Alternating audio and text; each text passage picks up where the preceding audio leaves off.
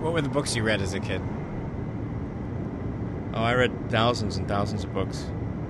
I like the sort of Lord of the Rings and The Hobbit and that kind of thing. And I was 14, 15, I started reading some of the philosophers, Nietzsche, Schopenhauer, that sort of thing. Some of the really boring, rather awful books, if you ask me, by people like Dostoevsky. Oh, brutal.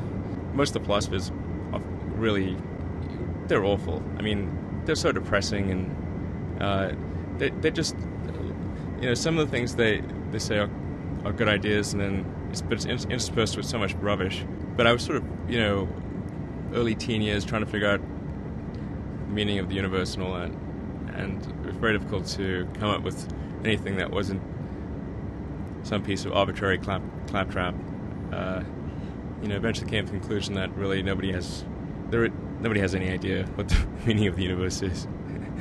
The best book I read on that was Douglas Adams' Hitchhiker's Guide to the Galaxy. Douglas Adams is awesome. Douglas Adams is one of the great philosophers of all time. Not recognized as such, but he is. Do you have a favorite quote of his? There's, don't panic. That's probably a good idea.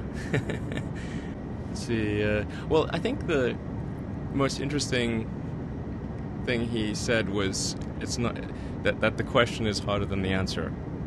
And Hitchhiker's Guide to the Galaxy, Earth turns out to be the giant computer to answer the question, what is the meaning of life? Comes up with the answer, I think 42. And then people are like, well, what the hell's 42? And then it turns out, no, really, it's the question that's the hard part, and that takes a much bigger computer than Earth to figure it out. I think there's some truth to that. When we ask questions, they come along with all of our biases, and so there are so many things implied in the question that you should really ask, is that the right question? And that's very hard to figure out.